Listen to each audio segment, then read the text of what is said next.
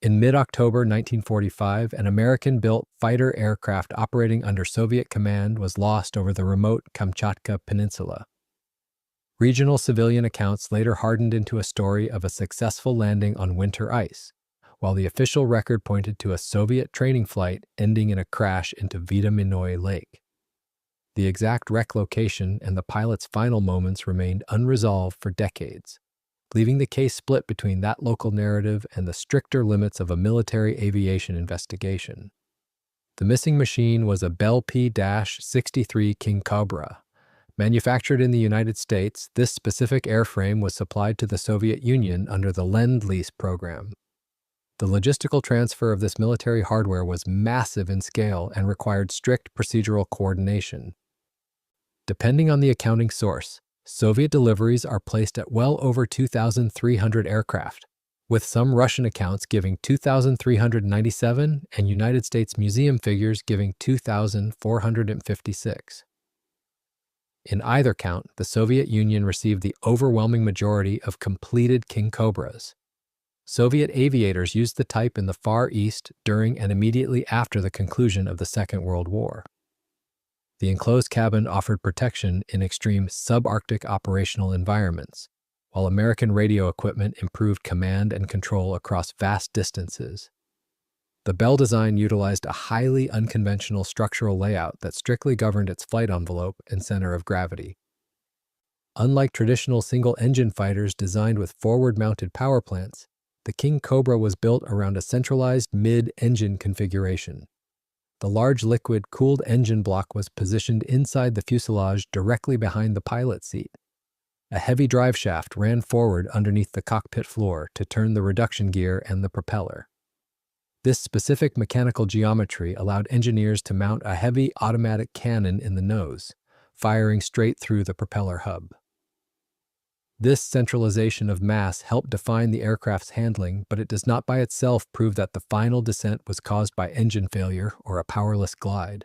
In a low-altitude loss of control, the same compact mass distribution could make recovery margins brutally narrow. Once the aircraft entered an unrecovered spin or steep descending attitude, the pilot's available altitude, airspeed, and time collapsed together. During a training flight on October 16, 1945, the aircraft was performing a piloting exercise over the Kamchatka Lake region. Later accounts based on archival research describe a loss of control and a final impact into Vitaminnoye Lake, rather than a confirmed choice of an emergency landing field. The terrain below still made the outcome unforgiving. Vitaminnoye Lake is an isolated volcanic basin within the mountainous wilderness of the South Kamchatka Federal Reserve. Covering roughly 345 acres, the lake is locked behind steep mountain ridges and dense wilderness. That isolation translated directly into recovery constraints. There was no road access to the shoreline, ordinary vehicle movement was blocked by the surrounding terrain, and the lake lay inside a strictly protected reserve where heavy industrial disturbance could not become part of the solution. Personnel, dive support equipment, and lifting gear therefore had to move through a controlled aerial and waterborne logistics chain. Until the wreck itself was found, the ice landing story remained only an untested claim. A controlled landing on ice would normally be expected to leave damage consistent with sliding contact and a lower energy surface event, while a violent water impact would leave a different pattern of breakup and deformation. Investigators therefore had to bypass memory and examine the airframe's preserved damage pattern. How did the specific mid-engine mass distribution of the Kingcobra govern its exact behavior when the heavy aircraft was forced down into the remote tectonic lake? When the submerged wreckage was assessed, fractured aluminum and deformation patterns established a destructive sequence that did not match a controlled landing on winter ice. The aircraft had a maximum operational speed of 407 miles per hour, but the exact velocity at the moment of impact remains unrecorded. At high impact speed, the surface of the lake would have behaved like a brutal deceleration barrier. As the forward fuselage struck the water and rapidly lost momentum, the rear structure continued to carry kinetic energy. Those opposing forces tore the aircraft apart, separating the empennage from the main fuselage at the failure point. The specific damage to the forward section further weakened the civilian ice landing narrative. The nose-mounted propeller was reported twisted into a corkscrew shape, a strong indicator of a violent water impact rather than a gentle slide across a frozen sheet. The cockpit glazing and forward structure also showed the effects of abrupt hydrodynamic loading. The surviving armored forward windshield, together with the surrounding deformation, preserved the violence of the initial strike without requiring the event to be described as a controlled ditching. The violence of the deceleration sequence left little realistic chance of survival, but the pilot's exact final moments remain unresolved. The remains of Lieutenant Zinedine Abibulevich Mustafayev were not recovered. Later inspection of the wreck suggested that the escape hatch and restraint evidence may indicate an attempted exit from the aircraft, although the low altitude and violence of the crash made survival highly unlikely. After breakup, the aircraft's concentrated central and forward mass helped drive the main fuselage downward through the freezing water column. The severed tail section sank separately, establishing a segmented debris field across the bottom of the volcanic basin. The exact depth at the specific impact zone remains unclear in the public record, but the lake bed material clearly governed the long-term condition of the evidence. Soft mud and fine silt concealed the wreckage and partly buried the dense forward section inside an unconsolidated sediment layer. Burial in cold fresh water likely slowed some chemical and biological attack, though corrosion did not simply stop and the exact preservation mechanism would require conservation assessment. For nearly 80 years, that relatively stable lakebed setting helped keep the structural damage and some fragile cockpit details close to the condition created by the 1945 impact. However, the same sediment cover that helped preserve the physical evidence also obscured it from standard detection. The silt and mud layer camouflaged the aluminum structure from external visual inspection. The ambient water clarity and the depth variations of the volcanic basin meant that no surface or aerial visual search could reliably verify the wreckage. The heavy structural components remained locked in place, maintaining their forensic value, but remaining effectively invisible to conventional optical detection.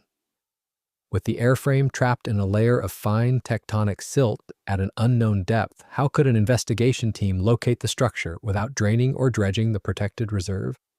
The search therefore moved to remote sensor technology. In 2021, local testimony helped direct attention toward Vitaminnoye Lake. In 2023, search specialists carried out a systematic survey of the remote volcanic basin using side-scan sonar equipment. The search strategy required controlled passes across the water surface. A sonar towfish could be deployed through the water column while operators managed vessel speed and cable length to keep the sensor at a useful altitude above the bottom. In a mountain lake with steep depth changes and submerged rock shelves, uniform sonar sweeps were difficult. Flying the sensor too high would degrade return resolution, while flying it too low could risk snagging the equipment near the edges of the basin. The sonar system functioned by emitting acoustic pulses and recording the strength and shadow pattern of the return. Soft sediment produced a comparatively uniform background.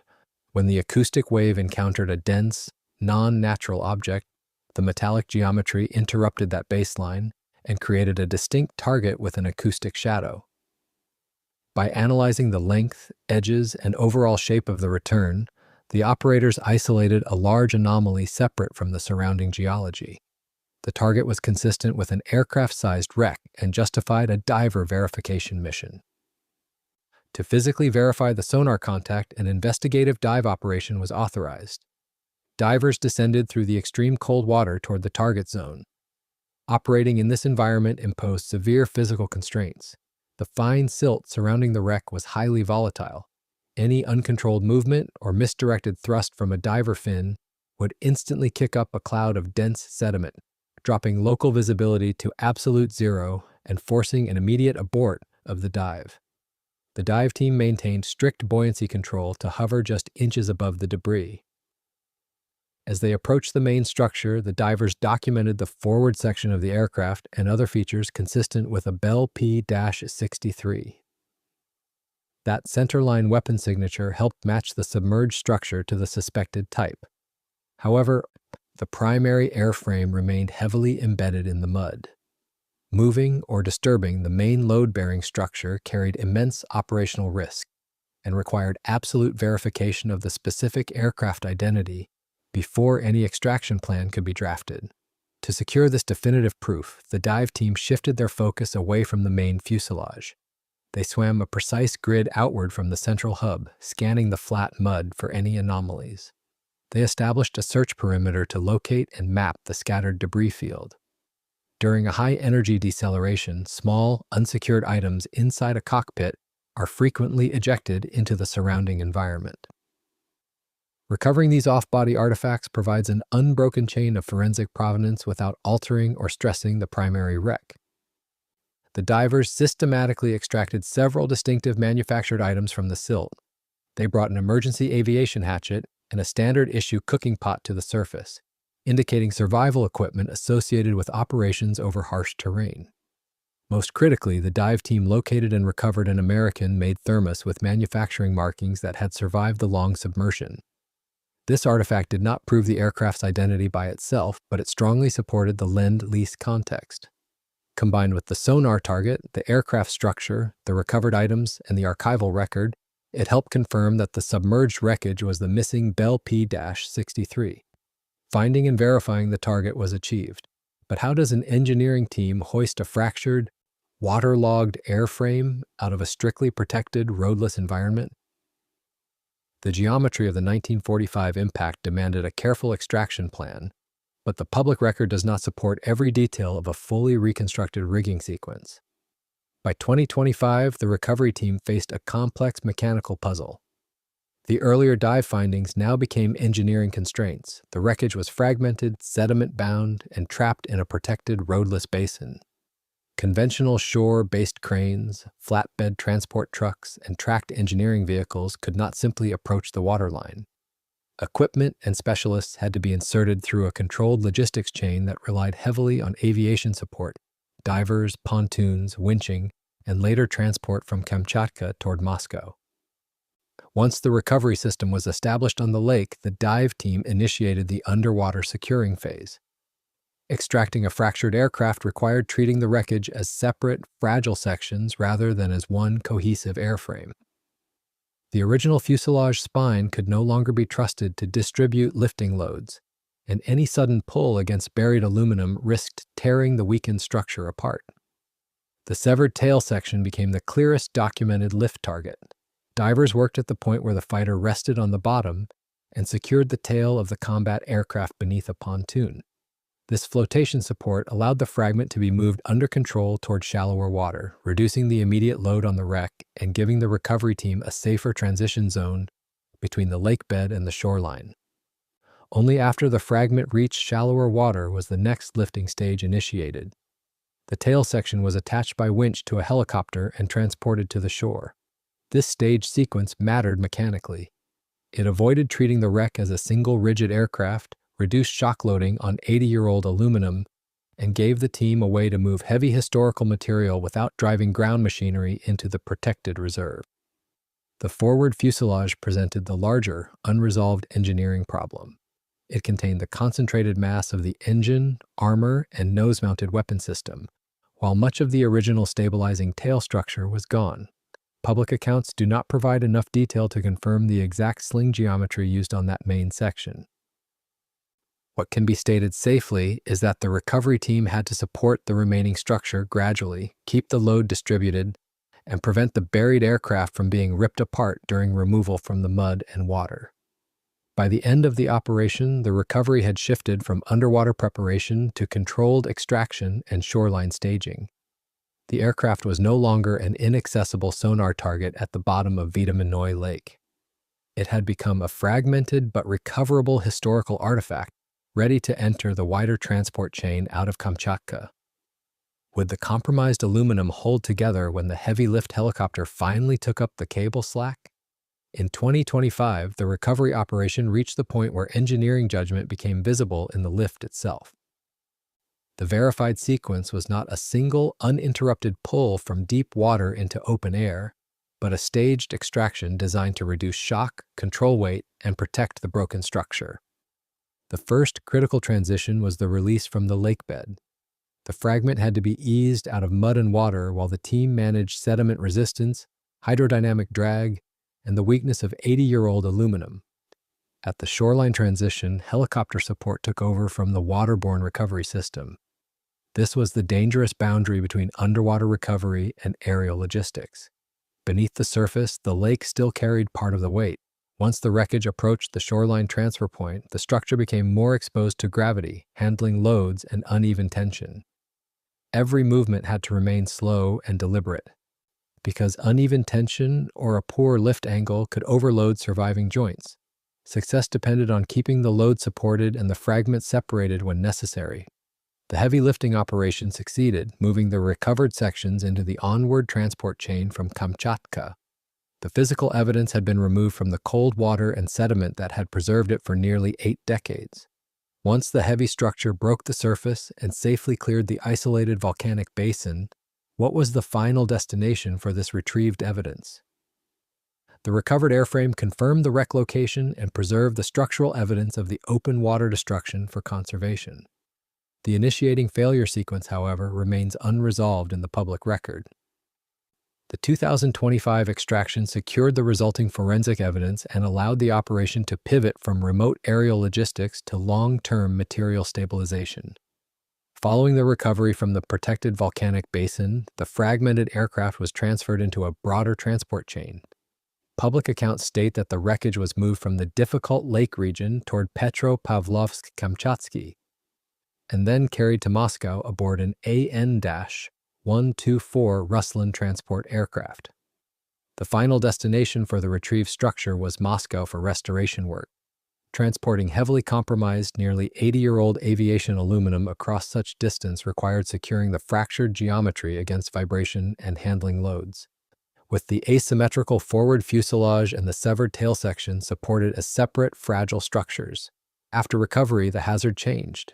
Wet aluminum, steel components, trapped sediment, and fragile cockpit remains had been exposed to a new atmosphere, where corrosion and mechanical deterioration could accelerate without conservation work. To combat this threat, restoration procedures were initiated after the aircraft reached Moscow. The remaining mud and moisture had to be removed in a controlled manner, and the exposed metal had to be stabilized before any display plan could proceed. The primary objective of this phase was to preserve the current material condition and retain forensic evidence, not to erase every scar of the crash. Once the recovered sections were stabilized, the focus could shift to reconstruction for exhibition. Public statements describe restoration to museum condition as the immediate goal, while any future airworthy reconstruction remains uncertain and dependent on the scale of rebuilding required. Because the original load paths were broken during the 1945 impact, any static reassembly would require modern support decisions that protect the surviving wartime metal rather than forcing it to carry loads it can no longer safely bear. The restored display is expected to present the heavy fighter as a stabilized historical artifact, with museum display planned in Russia after restoration, while the public record does not yet fix Moscow as the final exhibition site. The successful extraction replaced decades of unverified regional accounts with a physical baseline, completing the aircraft's transition from isolated submerged anomaly to conserved historical record.